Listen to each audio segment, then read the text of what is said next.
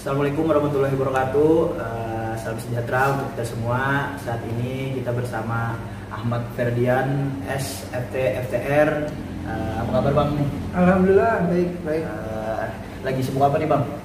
Sibuknya sekarang sih klinik tetap buka ya. Lagi corona kita tetap buka, cuman jamnya kita atur. Jadi kita atur jamnya seminggu 3 kali dan pasiennya juga kita batasi sih. Jadi kita tetap buka pelayanan fisioterapi karena kesehatan. Oh, udah berapa lama nih jadi fisioterapi? Oke, berapa lamanya? Saya sebenarnya masih seumur jagung ya. Seumur jagung, baru saya tuh lulus 2017. 2020 kira-kira akhir tahun ini 3 tahun lah. Oh, 3 tahun ya. Jadi sebenarnya baru banget lulus fisioterapi gitu. Kenapa nih Bang memilih untuk jadi fisioterapi, nggak jurusan lain seperti kayak misalkan di Banjarmasin ini kan banyak universitas unggul seperti Unlam, Uniska. Kenapa nih Bang memilih jadi fisioterapi? Dulu itu 2012 ya. Dulu itu peluang. Jadi gini, kemarin lihatnya lebih ke peluang kerja sih. Jadi peluang kerja melihat di Banjarmasin, di Kalimantan Selatan pun, bahkan di Kalimantan belum ada fakultas fisioterapi. Gitu. Belum ada universitas yang berani buka atau yang membuka fakultas fisioterapi itu. Makanya pilih ke sana karena peluang kerja. Samping itu juga kesehatan kan. Oh iya. Jadi kalau gini mikirnya dulu kesehatan. Kalau kenapa ambil kesehatan?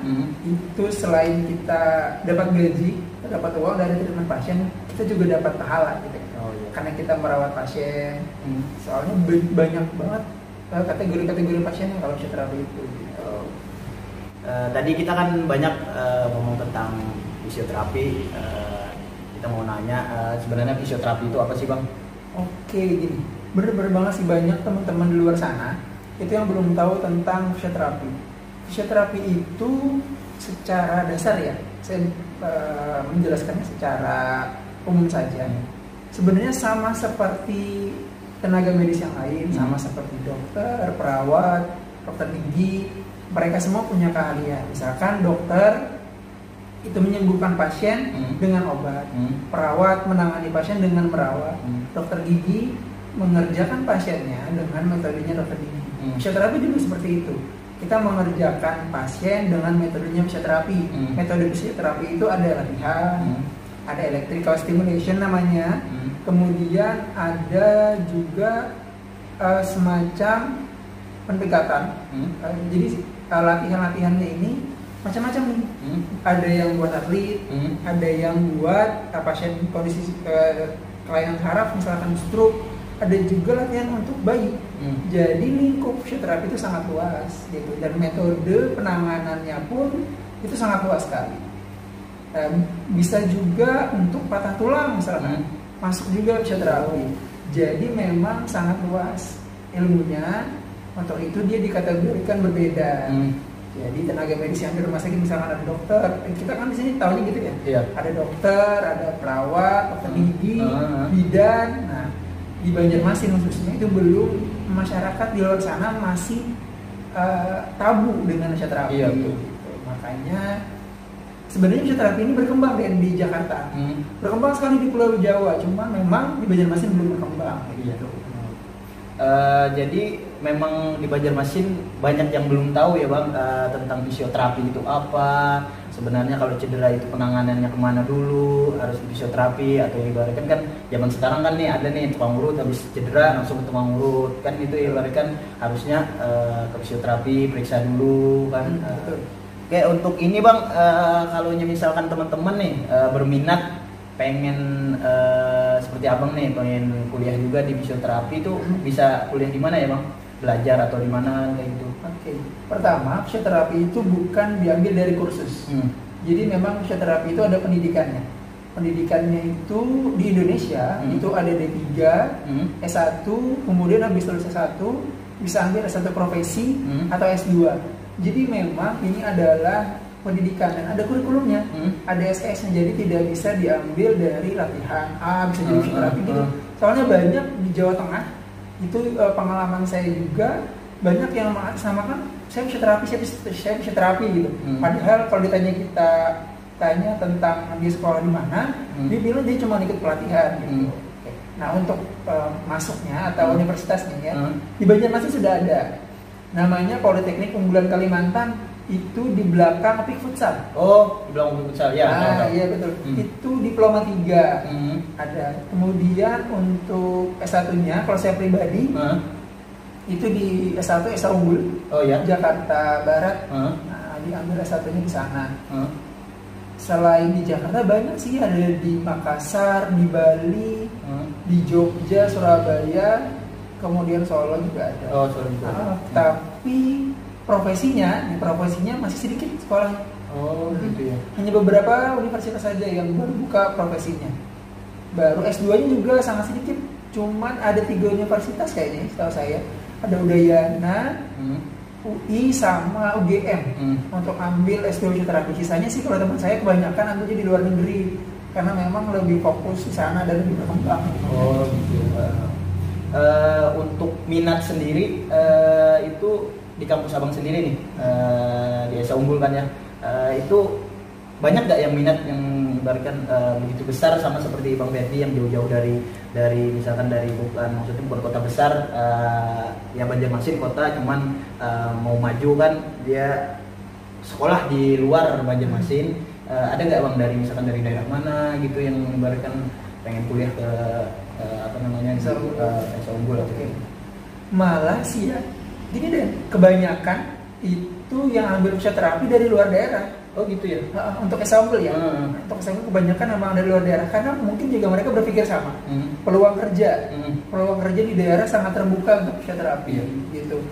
Dan tapi kebanyakan teman-teman saya juga habis kuliah di Jakarta, di Esa Unggul, kerja di Jakarta karena balik lagi dana atau pasien lebih banyak di sana. Otomatis kalau lebih banyak pasien lebih banyak dong dapat income-nya gitu. Nah gitu. Tapi tadi pertanyaannya malah banyak kan dari luar daerah. Ada yang dari NTB, NTT, itu hampir Sumatera, Bali, banyak sekali di luar daerah, malah mereka lebih tertarik dengan fisioterapi ini. Berarti hampir seluruh Indonesia ya, dari daerah-daerah ada ngumpul di situ ya. Betul. Teman-teman, bahwa Bang Ferdi ini adalah founder dari Mons Physio. Nah, kenapa nih Bang, abang nih mendirikan, motivasi untuk mendirikan Mons Physio ini? Oke, motivasinya sebenarnya lagi kembali saya melihat peluang. Di Banjarmasin itu sangat sedikit sekali klinik yang buka untuk penanganan cedera kayak gitu. Kemudian kebanyakan memang pasien-pasien itu ke rumah sakit ya. Tapi di rumah sakit saking banyaknya pasien itu kadang pemulihannya itu terbatas. Kan nggak mungkin nih kalau di Mons Physio kita bisa kerjakan satu pasien 1 jam misalkan. Kalau di rumah sakit kadang pasiennya itu 100 sampai 200 dan fisioterapinya cuma 7, nggak mungkin kan 1 jam. Makanya kebanyakan pasien dikerjakan atau dilakukan pemulihan itu 15 menit karena memang tadi karena terbatas, keterbatasan SDM, keterbatasan fasilitas, sebenarnya seperti itu. Makanya saya di sini membuat klinik dengan mengutamakan kualitasnya. Itu alasannya seperti itu. Kemudian di satu sisi lain melihat peluang karena belum ada yang buka nih. Kalau ada pun cuma beberapa klinik yang buka di Banjarmasin, maka saya melihat peluang itu. Sebenarnya sedikit dilema sih karena membuka klinik dengan orang belum tahu fisioterapi itu apa. Itu sebuah tantangan banget. Tantangan banget dan berjuangnya harus 2, 3, 10 kali lipat lah untuk memperkenalkan fisioterapi itu apa, untuk membangun Mons Physio dari awal sampai sekarang pun saya merasa masih banyak orang belum tahu fisioterapi. Gitu. Kalau kita kembali nih Bang dari belakang, kembali ke belakang, ingat nggak Bang kapan nih berdirinya Mons Physio ini? Oke, saya terpikir bikin Mons Physio itu 2016 waktu mahasiswa. Melihat tadi peluang, kemudian saya juga memang berkomitmen pengen membuat kualitas kesembuhan pasien itu meningkat di Banjarmasin, kualitas edukasi masyarakat lebih tahu tentang cedera di Kalimantan Selatan khususnya, Saya terpikir itu 2016, waktu kuliah. Lulus kuliah, saya kerja dulu setahun, ikut orang, kemudian barulah bangun pelan-pelan fisio. Nggak langsung sebesar ini deh. Dulu rumahnya kecil sekali, saya cuman paling ukurannya 2x3 ya. Saya treatment pasien di sana paling sebulan ada sekali, 2 kali, segitu aja. Kemudian sampai sekarang ya pelan-pelan kita orang sudah kenal, walaupun belum banyak, tapi saya sih optimis nanti fisioterapi ini bakal berkembang di Kalimantan Selatan. Iya. Soalnya teman-teman ya, saya juga baru pertama kali yang menemukan ibaratkan fisioterapi yang betul-betul menangani cedera. Itu emang betul-betul ada metode dan ininya ya bang, ada latihannya ya. Kenapa abang mengambil nama Mons Fisioterapi, enggak Moms atau Moon itu, kenapa bang? Oke, Mons itu singkatan ya. Oh singkatan. Bener-bener. Mons itu adalah singkatan. Jadi saya berpikir seperti ini. Klinik ini tidak hanya menangani cedera atau sport aja. Oh gitu. Ya. Jadi saya itu atau klinik ini menangani pasien juga yang berhubungan dengan muskuloskeletal. Jadi M-nya nih ya. M-nya itu muskuloskeletal. Jadi berhubungan dengan cedera otot, cedera tulang, sakit sendi gitu. Nah, itu M-nya, muskuloskeletal. Kemudian yang kedua O-nya itu adalah ortopedi. Oh, ortopedi berarti pasien-pasien yang post-op atau post-operasi. Entah itu operasi lutut, operasi pinggang, operasi leher, kita juga menangani gitu. Jadi kemudian N-nya neurologi. Neurologi itu berhubungan dengan saraf. Oh, saraf. Betul. Jadi misalkan ada teman-teman atau keluarganya yang ada keluhan saraf, bisa seperti stroke, saraf terjepit, kita juga terima itu. Nah, kemudian yang terakhir yang memang kita spesialkan dari musiknya adalah S-nya, yaitu sport injury. Karena saya melihat di Kalsel khususnya belum ada klinik yang S ini, sport injury ini. Jadi penanganan pasien full dari dia tidak bisa main karena cedera, tapi dia bisa main lagi tanpa nyeri. Nah, gitu. Jadi M ini adalah Mons itu adalah singkatan dari keempat kayak ini, yang maksudnya kita menerima kondisi pasien yang seperti ini. Gitu. Berarti pasiennya itu bukan cuma dari olahragawan, orang biasa pun bisa kesini ya bang. Ya. Kalau misalkan teman-teman pengen tahu nih bang, kontak personnya dari Mons Fisioterapi ini, gimana bang cara menghubunginya atau konsul kayak gimana? Oh iya, oke.